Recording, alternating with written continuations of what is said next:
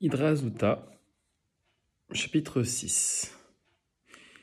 Donc on a parlé de Atikyomin. Atikyomin se trouve dans 3 têtes, synthétisées en une seule tête. C'est-à-dire que le tout ne forme qu'une seule entité. Cette tête suprême est au-dessus de tout. C'est-à-dire que Atikyomin, il fait la transition entre le monde d'Atsilut et le monde de Hakodim. Dans l'enchaînement des mondes, on a différentes parties.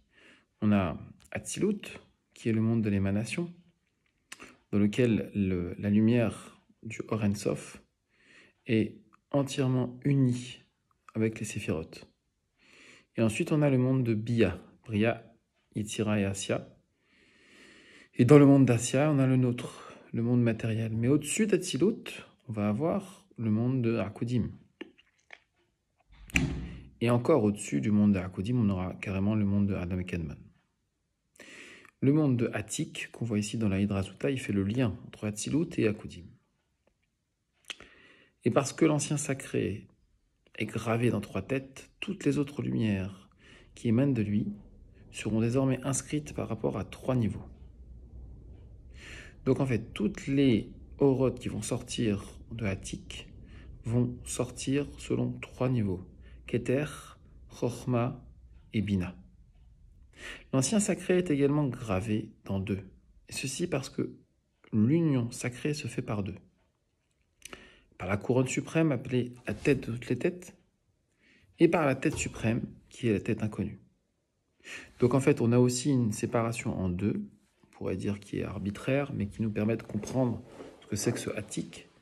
On a ce qu'on appelle la tête de toutes les têtes, c'est-à-dire Keter Elion, c'est-à-dire le Keter de Atik, et également Reshad et Laïtiada, la tête inconnue.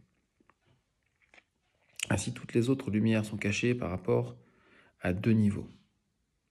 L'ancien sacré est aussi gravé et caché en 1. Il est 1 et tout est 1.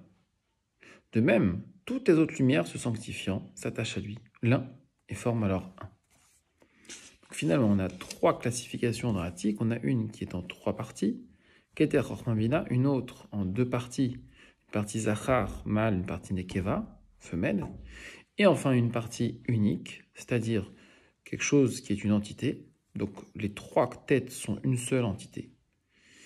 De même que Hachem est 1, eh bien il crée un monde qui est aussi unifié. Et donc finalement, ces 3 façons de voir sont 3 façons qui permettent de comprendre ce qu'il y a dans ce monde. Alors maintenant, nous allons voir le Metzar. Pas Netzar, Metzar avec un mème, c'est le front. Le front de la volonté du grand visage. Le front qui s'est dévoilé dans l'ancien sacré est appelé Ratson, volonté, car cette tête suprême, cachée là-haut inconnue, nous dévoile une maîtrise qui douce et belle orne le front. De même que c'est à partir du front d'Adam Kadmon qu'est né le Shem Ma, ça ce sont des notions très profondes. De même qu'ici, dans Atik, on va avoir aussi un front qui est en résonance avec le front d'Adam Kadmon. Parce qu'il est appelé Ratson, toutes les volontés se trouvent en lui et se manifestent dans la décision. C'est pour cette raison que le front est appelé volonté. Donc là, on est dans la partie numéro 7. Donc finalement, nous avons la volonté de faire une chose par ce qui émane de notre front. C'est pour ça que c'est très important de ne pas mettre la téphiline de la tête sur le front. Toujours avoir le front dégagé. Pourquoi ? Parce que c'est de ce front qu'émane la volonté. D'ailleurs, il y a aussi dans le Zohar une partie qui permet de voir ce qu'un homme y veut par son front. Donc, le front dégage la volonté. La suite, lorsque la volonté se manifeste par le front, la volonté des volontés réside alors dans tous les mondes. Finalement, c'est par le front, par la lumière de notre front, qu'on va imposer notre volonté, et donc imposer la volonté d'Hachem. Toutes les prières d'ici-bas sont alors agréées, et éclairent de ce fait le petit visage. Donc le front de Ari Hanpin va éclairer le front de Za. Pourquoi ? Parce que le front de Ari Hanpin, qu'on est en train de voir, eh bien, il est recouvert par des cheveux. Et lors de certains moments, comme par exemple après le Seudat Shabbat, les cheveux d'Arir s'écartent et laissent passer la lumière du front qui va aller vers le front de Za. Et donc, c'est un moment très kadosh qui permet de prendre des très bonnes décisions. Et ainsi, tout se trouve dans la miséricorde. Donc, toutes les rigueurs se cachent et se soumettent. Donc là, il dit exactement, pendant le Shabbat, à l'heure de Mincha, à l'inverse des jours de la semaine pour lesquels il s'agit alors d'un moment propice à la rigueur, ce front se révèle et provoque dans tous les mondes la soumission de toutes les rigueurs à la miséricorde, à laquelle ces dernières cèdent place. Donc là, il parle carrément de Mincha, de Shabbat, pendant lequel il n'y a même pas besoin de faire de Yahudim, que là, c'est un cadeau d'Hachem, que tout le monde profite de cette lumière du front, quelles que soient les kavanotes qu'on peut avoir. Eh bien, si on fait la prière de Mincha, on profitera de façon consciente ou inconsciente. Si on est Mechaven, on profitera de façon consciente de cette lumière qui vient du front et qui va donc casser les rigueurs pour laisser place à la miséricorde. Et la suite, c'est pour cette raison que Shabbat est l'exemple de rigueur aussi bien en haut qu'en bas. Et même le feu du Guéhinom, monde inférieur, est éteint pour permettre aux mécréants de se reposer. C'est pour cette même raison que l'homme reçoit en ce jour une âme supplémentaire pour la joie du Shabbat. Et enfin, les 3 repas de Shabbat, donc 8e partie, l'homme doit se réjouir pendant les 3 repas de Shabbat, car toute la croyance est contenue en lui, en le Shabbat. En effet, nous savons que Akadosh Baruch Hu se manifeste à nous de 2 façons, par la Torah et par le Shabbat. La Torah, c'est notre père, et le Shabbat, c'est notre mère. C'est-à-dire le père qui va engendrer et la mère qui va mettre au monde. Donc, tous les Shabbats, notre Neshama est mise au monde de façon nouvelle. Elle est renouvelée complètement.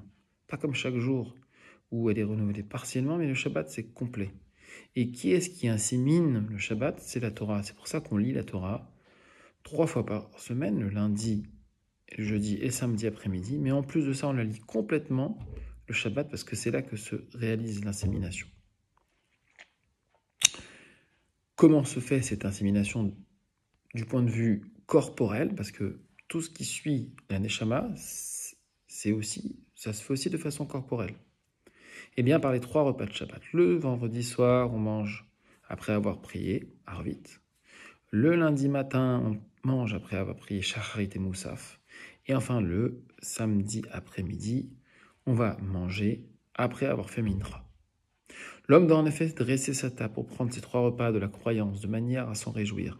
Rabbi Shimon dit, je prends à témoin tous ceux qui sont ici présents, que je n'ai jamais manqué de ma vie ces 3 repas et que grâce à eux, je n'ai jamais été contraint de jeûner un jour de Shabbat.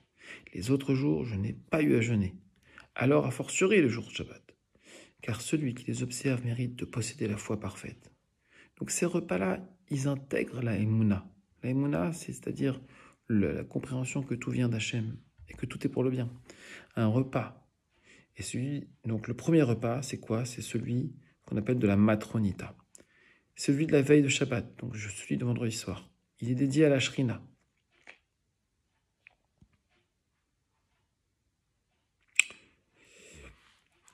Un repas, le 3e dans l'après-midi du Shabbat, est dédié au roi sacré, petit visage.